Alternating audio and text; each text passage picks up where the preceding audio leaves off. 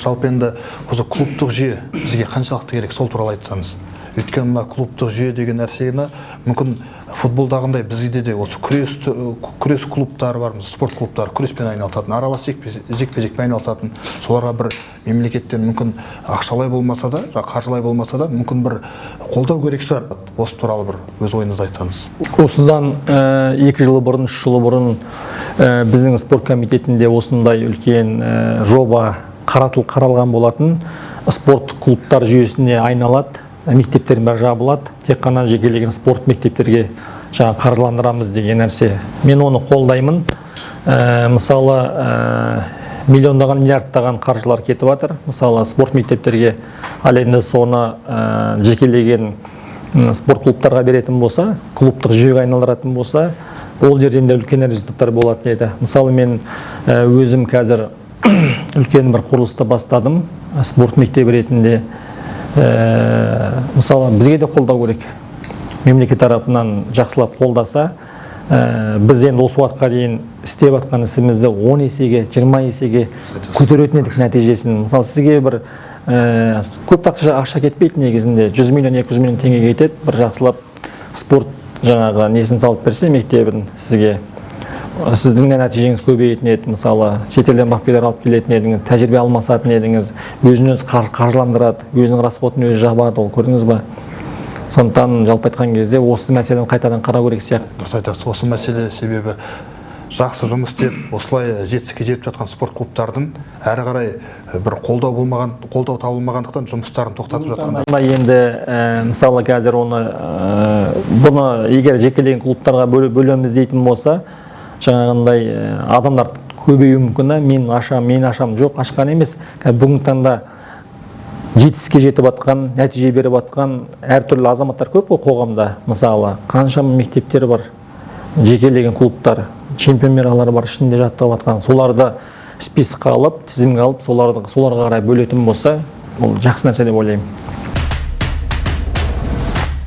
Өзіңіздің осы Әлем Файтерс клубыны біраз іс-шаралар ұйымдастырды, жарыстар ұйымдастырды.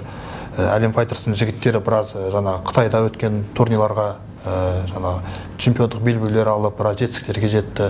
Сол осы өзіңіздің клубыңыздың істеліп жатқан жұмыстар туралы. Және қазір енді соңғы кездері жарыстар ұйымдастырылмады. Мүмкін алдыға бір жоспарларыңыз бар шығар. Жалпы жігіттер қандай жарыстарға дайындалып жатыр? Жалпы, рахмет.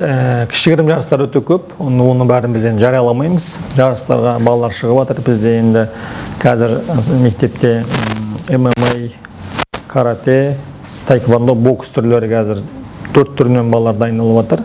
Бокстан да, ММА-дан да, jiu-jitsuдан да балалар шығып жатыр жарыстарға. Рукопашный бой, самбодан мысалы. Бірақ кішігірім жарыстар болғаннан кейін біз оны жарияламай жатырмыз. Әлемдік деңгейдегі жарыстардың біраз өткіздік қой, енді болашақта да өткіземіз, тәжірибеміз мол, Құдай қаласа. Енді менің өзімнің арманым, мақсатым, өзіміз UFC-ге кірмесек те армандап кеттік қой. Мысалы 2004-тен бастап мен Америка кеткім келген 24 жасымда, 2010-ға дейін 6 жыл маған виза ашпады. Мен бүкіл күшім салдым. Жоғары жақта да қостық, Америкаға дейін шықтық, мысалы, не екенін мен ашпады. Енді 2013 жылы мен уже 30-ға келдім дегендей, Америкада бір 4 бой жасадым. Жеңдім, үшеуін жеңдім, бірісімен тепе-тең түстік дегендей мысалы. Сондықтан өзім UFC-дің чемпионы болмасам да, мені алмаса да, біздің мектебімізден шықса, мектебімізден шықпаса да, ертең қазақ даласынан өзіміздің батыстан шығама, шығыстан шығама, оңтүстіктен шығама, әйтеуір қазақтың жігіті шығып жатса, бұл біз үшін қуаныш. Енді біздің осы уақытқа дейін істеген жұмыстарымыздың нәтижесі сол бүкіл қазақ даласында болып жатқан жетістіктер, соның біздің бастаған нәтижелеріміз ғой. Енді қарап отырсаңыз, кезінде мысалы Болат ағамызбен Дәнештен ештеңе болған жоқ. Мысалы жалаң қолмен төбелесті, бұттарда трико мынандай кесіп тастаған, білесіз ғой, жалаң аяқ, жарты сағат қан қамап төбелесіп жатты. Мысалы Дәнешке қарап мен келдім, шыны керек. Дәнештің қолын ұстау маған арман болатын. 99 жылы jiu-jitsuдан Қазақстан чемпионы болып жатқан кезде Дәнеш ағамның қолын ұстап, мана қоңыр кожаный курткасымен келді. Мен қазір кітап жазып жатырмын, мен бұның бәрін жазам, Құдай қаласа. Оны Дәнешпен амандасып, мен Дәнешпен амандастым деп мына қолымды бір апта жумай жүргем. Көрдіңіз бе? Сол сияқты жалпы ол қазақтың батыры, осылай бір-бірімізді ол шығыстан шыға ма, батыстан шыға ма, аға ретінде сыйлап құрметтейтін болсақ, ертең сен інілерің сыйлайтын болады. Ал ағаларыңды менсінбей, мен бүйтем, сөйтем десең, ертең ана жастардың арасынан саған да қарсы шығатыны шығады. Сондықтан өзіміз кішкентай ғана қазақтың баласы бәріміз тату болуымыз керек. Кезіндегі ана Айбек пен кімнің жаңағы Ғабиттің бір-бірімен шықпауы, ол біздің тектілігіміз, басқа біреу болса шығатын еді. Сол сияқты тура соны кеше Қазыбек пен Арман Әшімов, Қазыбек Әшімов пен Арман Әшімов чемпионат берді. Түркияда екеуі шыққан жоқ. Арман ағамның жолы болсын деп Қазыбекке берді. Бұл да Арманның тектілігі мысалы. Көрдіңіз бе, бұл үлгі қазақ жігіттеріне. Быт-шыт болып ақша үшін төбелесіп бастақ не болдық мысалы. Құдайға шүкір, соның нәтижесінде міне балалар келе жатыр. Құдай қаласа ертең UFC-де бағындырып, Құдай қаласа ол күнге де жетеміз. Шықсын қазақтың жігіттері, әлемді билесін, мемлекеттен қолдасын, сол ұлттық брендке айналсын сол жігіттер. Сол жігіттерге қарап, ертең бір UFC-дің чемпионын шығарып, бір жігіт белбеу алып берсе, көріңіз, 80% қазақтың жігіттері спортқа бұрылады, 60% темекісін қояды, 40% соған еліктейді деген сияқты, уже қаншама балалардың өмірін өзгеруіне бір чемпион жаңағы үлгі болады. Сол үшін мемлекеттен кәдімгі қолдау керек, қазір қолдау керек, онсыз болмайды. ақш елдері болсын, жалпы осы Европада жалпы спортқа ғылым ретінде қарайды. Біз әлі біздің елде спортқа ғылым ретінде қарап жатқан жоқпыз. Яғни мына джиу-джитсудан келген, біздің елімізге келген мамандар тәжірибе алмасатын кезде олар жаңағы айтады, мен техника үйретемін. Ал функционалка дейді, онымен кроссфит айналысады деген сияқты. Әр саланың өзінің маманы бар. Бізде енді көбінесе жаңа 3 тренердің, 3 маманның қызметін бір бапкерлер жасап жатады. Және мына бізде осы мүмкін мемлекет тарапынан осы спортқа ғылым ретінде қарау деген нәрсені көтеру керек шығар. Себебі жаңа спортшылармен айналысатын арнайы диетологтар болады. Оның не ішіп, қалай салмақ қуатын, олардың жаңа дәрігері болады спортшыларға арналған. Сондықтан да осыған бір ғылым ретінде қарасақ, мүмкін біздің жетістігіміз бұдан да бір үлкен болар ма еді. Себебі біз шыны керек бағана өзіңіз айтқандай, спортшыларымыз тек рухтың арқасында ғана. Ешқандай қолдау да ондай көп болып жатқан жоқ. Жаңағы бір арнайы мамандар да болып жатқан жоқ. Өздерінің бір рухтың арқасында осындай белестерді бағындырып жатыр. Бұған біз келе жатырмыз, ақырындап сатылап келе жатырмыз. Осыдан бір жыл бұрын бізде промоушендар болмаған, жарыстар өтпейтін, мысалы, жекелеген клубтар болмаған, мысалы, тек қана Америкадан көретінбіз, оларға таңғалып ауыз ашып қарайтынбыз. Ең алғаш, мысалы, 2009-да мен Америкаға барған кезде Ренди Кутердің залын, мысалы, Флойд Мейвезердің залдарын көрген кезде таңғалғам. Не деген керемет залдар бізде болса ғой шіркін-ай деп. Қазір Құдайға шүкір бізде ол залдар бар. Енді Американ топ тимге барып бейбіт айналған кезде бейбітті 5 тренировкаға барады. Мысалы, бүкіл жаңағы нагрузка беретін тренер спаррингтермен бірге барлығын общий тренировка береді. Ол жерде жаңағы Тайран Будли бүкіл чемпиондар дайындалады, жаңағы кімдер Дастин Порье, мысалы, топ тимнің звездаларын барлығы.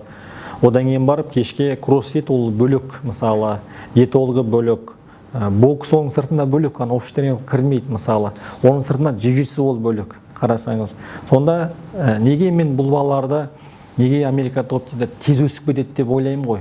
Бір қарасаң бит Майсик деген бір бала, бір күні қарасаң UFC төбелес жүреді. Осыдан бір жыл бұрын бейбіт оны талқаны шығарған сол баланың спаррингте. Ол қазір былай өсіп кеткен, мысалы, қарасаң. Сонда неге десеңіз, ана жерде біріншіден мықты чемпиондар бар, соларға қарап бой түзеп тез қуып жетеді бұлар. Зал өте мықты ғой. Одан кейін барып мына тренировкадан шығады, мынаған кіреді. Мынадан шығады, мынаған кіреді. Таңертең келсең, залда жүреді. Кешке келсең, залда жүреді. Әйтеуір қарасаң бір нәрсе істеп жатады. Сонда ана үнемі келіп қатысып, ойынның барлығы уже айқын, чемпион боламын деген мақсаты бар. Мен 30-ға UFC-ге кірем, Беллаторға кірем, ақша табамын деген нәрсе оларда мотивация. Және чемпиондармен жаттап жатқаннан кейін олардың жаңа тез өсіп кетуі сол екен, мысалы. Ал біздің бір кемшілігіміз, біздің спортшылардың чемпион болып келген жоқ. Мен ауылда әйтеуір қалай болса солай тамақ жейміз, салмақты қуып, жарысқа келесі жасқа дейін салмақ қуумен проблемамен уақыт өтеді, мысалы. Олай болмау керек. Кәсіпқой спортшысың ба, өзіңе солай қарау керек. Дұрыстап тамақтану керек. Сағат 10-да ұйықтау керек. соңғы уақыт 10:30 ұйықтап қалу керек. Өйткені ана мелатонин деген нәрсе сағат 10 мен 2-ның ортасына ғана бөлінеді. Егер сен 10-да ұйықтап қалмасаң, ертең дұрыс тұра алмайсың. Ұйқың келеді. Ұйқың келгеннен жаттығын дұрыстап жасай алмайсың. Ол күнгі күнің сен келіп ағайдың жаңа ұрысуымен әйтеуір раздаван жасап шықтың, бірақ сол күні дұрыстап үйренбедің, денеңе сіңбеді. Ал сіз 10-да жатықпасаңыз, сіз таңертең сағат 5-те көзіңіз шақ етіп ашылады. Сол күнгі тренировкаңыз да жақсы болады дегендей. Сондан ең бірінші режим өзіңе қарау керек, дұрыстап тамақтану керек. Ол үшін жаңағы сіз айтқан диетологта, сол үшін жаңа наука ретінде қарау, спортқа, ғылым ретінде, білім ретінде қарайтын күн ол да алыс емес. Қазір енді бізде небір мамандар шығып жатыр ғой, әртүрлі саланың мамандары, спорт мамандары. Болашақта бізде мықты диетологтар да келеді, мықты психологтар да келеді. Ақырын енді қазір сол диетологтың да психологтың да бапкер, дәрігер өзіңіз ғой, мысалы 5-6 мамандықты сіз алып нагрузканы өзіңіз бересіз. Құдай қаласа ертең сіздің шәкірттеріңіз арасынан жібектер бастаған небір жаңа психологтар, небір жаңағы диетологтар, небір жаңағы мықты бапкерлер жан-жақты шығатынына мен сенімдімін. Ол күн алыс емес, Құдайға шүкір. Сөзіңізде айтып қалдыңыз бейбіттің Америка топ-типте дайындығы туралы. Жалпы енді қазір енді соңғы жекпе-жегі енді бейбіт үшін, біздің ел үшін, қазақ үшін сәтсіз өтті. Енді алдағы уақытта бейбіттің қандай жеңді? Соңғы жекпе, оның алдыңғысы Алматыда өткен жекпе-жегі, одан кейінгі жекпе-жегін жеңіске жетті. Жалпы енді бейбітте қазір қандай жаңалықтар бар? Себебі ол біздің жастар үшін, халық үшін ол өте қызықты. Қазір қандай себебі бейбітті біздің енді спортшылар жастар UFC-ден күтеді. Жалпы осы UFC-ге бейбіттің кіруі туралы алдағы жоспарлар туралы айтсақ. Иә, менің бүкіл осы уақытқа дейін істеп жатқан істің барлығы UFC-ге кіргізу ғой. Бәріміздің ойымыз сол. Сол үшін Дана Уайтпен мен 3 рет кезіктім. Бірінші рет 2011-де, екінші рет 2014 жылы, үшінші рет 2019-да осы. Екі ретінде шапан жаптық, мысалы, арнайы тіктіріп барып, сонда алам деген кімге тапсырды? Басына Джо Сильваға тапсырған бізді. Келесіде мына Шон Шелбиға тапсырды. Өзінен кейін екінші адам ғой. Бейбіт алатын болған, мысалы, UFC-ге. Біз оны енді контракт жасады деп өтірік біреу жазып жіберген, содан тарап кетті ғой басында Америкада болған кезде. Ол не контракт алған жоқ. Егер контракты беретін болса, мен өзім официально өзім парақшамын жазатын едім, мысалы. Алматы қаласындағы жарысқа қарайтын болсақ, бейбіт аяғын сындырып алды ол кезде. Трещина, мысалы, оны біз аяғымыз сынып қалды деп елге айтатын болсақ, ақтылғандай боламыз, мысалы. 5 раунд төбелесті, мысалы. Тура жарыстан 2 күн бұрын біз Бразилиядан алдырған Jay-Z'бен дайындалып жатқанбыз, кешкі тренировка, соңғы тренировка. Жай-жай келіп, қызарынып, кішігірім лап ұрып, кішкене күресіп не қылды, терлеп, сағат 9 болатын. Сөйтіп біткеннен кейін бейбіт жүгіріп торға шықты. Енді ерекше формаға кірдік ол кезде. Пикта тұрған кезі бейбіттің формаға кірген кезде спортшы әлсіз болады. Қыстың уақыты тұмауратық болады, кішкентай бірдеңе болса желдетіп болады. Бүйтіп балапан сияқты ұстап жүрміз ғой қолымызда. Байқаш, доғаларды оқып жүрші, бейбіт байқаш. Жаңағы массажист қасында отыр. Врач, жаңағы кім, Володя, Женя дейміз, Евгений. Ол жүр қасында, мысалы. Сөйтіп жүрген кезде, бір кезде торға шықты. 2 метр ғой тордың биіктігі. Одан шығып, денесін жешіп, бұлайын етіп, формада өзін жеңіл сезініп тұрды. Содан күліп не қылды, бір кезде жерге қарай секіріп түскен кезде, тайский лапы біздің тебетін қалың ғой, ол қатты болады. Соның шетін өкшемен басып аяқ портада қалды ғой. Мәссаған тура. Ақырын бүйтіп бақсап келді де, кабинетке келіп құлады ғой. Аға, не істеймін, аяғым құрады деп. Jay-Z шақырмаңдар. Бразилиясы қазір көріп қойса, Льорнустар келіп жатыр, оның інісі төбелесейін деп жатыр. Бейбіттің не істеп айтып қойса, біліп қояды сопернигі. Бәріміз басымыз ұстатты қалып, не істейміз деп. Ертең уже не болады? Открытый тренировка болады. Бүрсі күн салмаққа түседі, оның арғы бой. 2-ақ күн. Мен бүгін түн уже не істерімізді білмедік, енді аяқ ісіп жатыр, содан сынықшыға алып бардық. 11:30 сынықшының үйінде болдық біз. Көкқайнарда бір апамыз бар еді, соған алып бардық.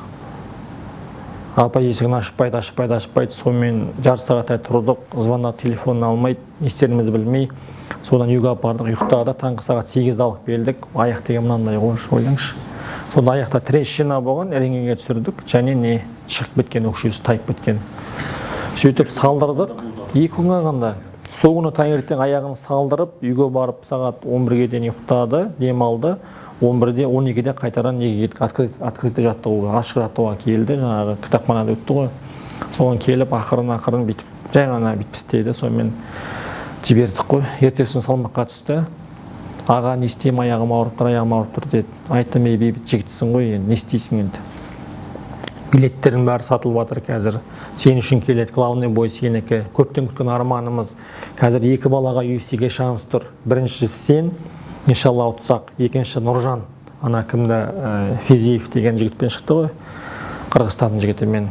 Оны Данабай сол кезде UFC-ге алайын деп жүрді. Маған Лекс кеп айтты, Ардақ, мен саған UFC-ге кіруге бір шанс берейін ба деді. Қандай десем, осында Рафаэл Физиев деген жігіт бар. Оны қазір Данабайдың радарында жүр ол қазір. Егер сенің байытсың, оны жеңетін болса, UFC-ге железін алады деді жаңағы. Нұржанмен сөйлестім. Нұржан қалай қарайсың деп.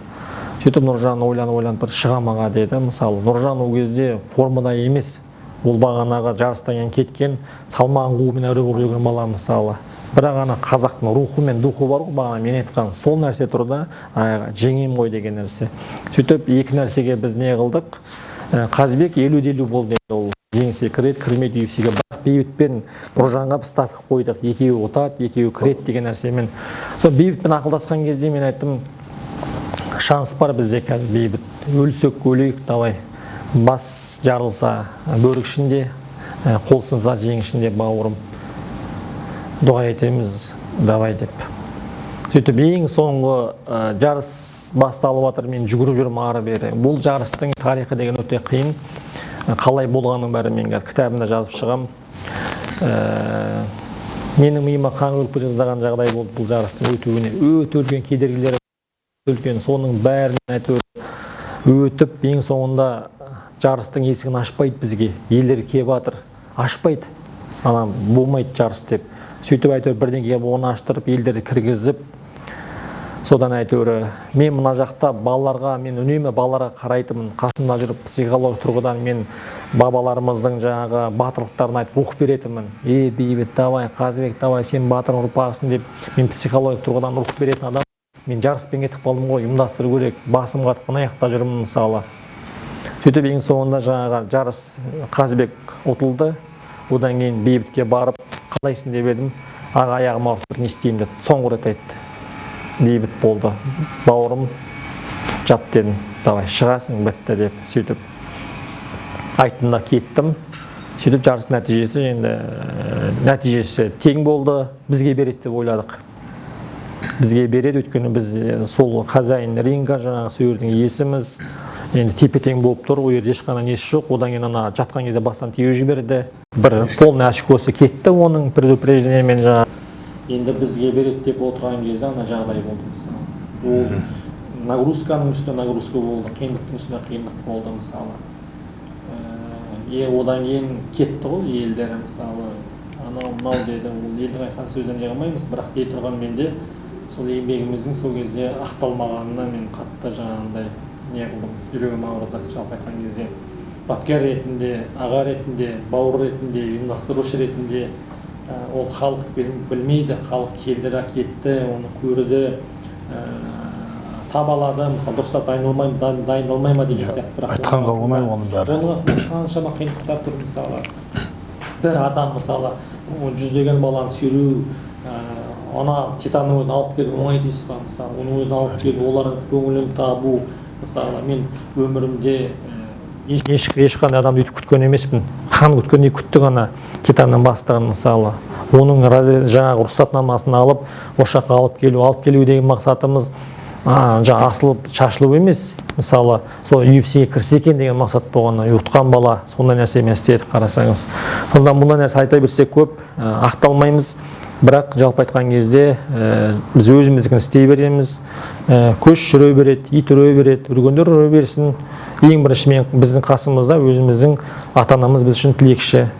Мен бауырым жақсы көрем, ол мен жақсы көреді. Мысалы, өзіміздің жанұямыз бар, олар біз үшін тілекші. Біз жеңеміз ба, жеңілмейміз ба, бүк боламыз ба, шік боламыз ба, ол бәрібір бізбен бірге, олар жанұямыз. Сондықтан ер жігіттің мойнына қыл арқан шірімейді дейді. Мәселе жеңілгенде емес. Өмір деген сол жеңіліспен жеңілістен тұрады. Құдай сақтасын. Бейбіт нокаутқа құлаған жоқ, болевойға түскен жоқ, тепе-тең болған сөз мысалы. Сондықтан тек қана жақсылық тілеймін. Бейбіт Алла бұйырса UFC-ге кіргіземіз, ол мақсаттан қайтпаймыз. Бейбіт кірмесе, бейбіттен кейінгі балалар кіреді, Құдай қаласа. Олар кірмесе, ертең мен өзім ұлымды тәрбиелеймін, мысалы. Бейбіт ұлын тәрбиелейді, олар кіреді, мысалы. Кірмесе қайыр, оған ренжімейміз. Мәселе ол UFC-ге жабысқағамыз жоқ, мысалы. Мәселе ол емес.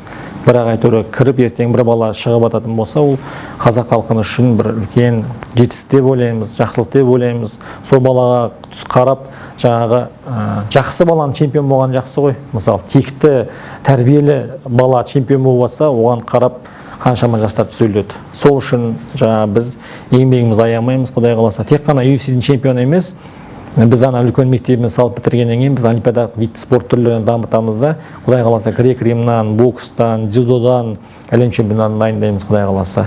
Сол менің айтарым. Алла тағала разы болсын. Хабарларыңызға береке тілеймін. Қазақ спорты биікте, мәртебеміз көкте, байрағымыз мәңгі желбіреп, тәрбиелі, елін жерін сүйетін, ертең чемпион болып, сол өзінің тәрбиесін қазақ халқына үйрететін чемпиондарымыз көбейе берсін. Осы алдыңғы қатарда жүрген спортшылардың барлықтарына, жаңадан айналысып жатқан жас спортшыларға айтарым, ешқашан қайтпаңыздар. Қазақтың байрағы, қазақтың намысы өздеріңіз, сіздер еңбектеріңіз жана берсін дегім келеді. Өзіңіз сияқты бапкерлерге Құдай қаласа болашақта үлкен спорт мектептері ашып, ары қарай 100 әлем чемпионын дайындаңыз, 1000 әлем чемпионын дайындаңыз дегім келеді. Алла разы болсын. Сізге де көп рахмет. Жалпы енді бағана сіз өзіңіз айтып жатсыз ғой, Дәнеш ағаны еліктедім деп. Мен шыны керек өзімнің жалпы осы спортқа сізді тыңдап, сізді еліктеп келдім. Мен де осы бір елімнің бір көк туын әлемге көтерсем ғой, елімнің бір қазақтың мықты екенін әлемге көрсетсем ғой деген менде де арман болды. Енді халықаралық турнирларға шығып, осы джиу-джитсу күресінен болсын, алаш прайдта аралас жекпе-жек бойынша біраз жарыстарға шығып жеңіске жеттім. Енді қазір шәкірттерім әрі қарай осындай әлем чемпионаттарында жасөспірім балаларым осы бәрі жетістікке жетіп жатыр. Жалпы енді әрқашан сізді құрметтейміз, сіздің ісіңізге, жұмысыңызға табыс тілейміз. Енді жаңа шәкірттеріңіз UFC-ден чемпион атансын. Әрқашан енді біздің қазақтың жігіттері осындай әлемдік жарыстарда көк туымызды көтеріп жатса, бәріміз қуанамыз. Жұмысыңызға, ісіңізге сізге сәттілік. Көп рахмет. Алла разы болсын.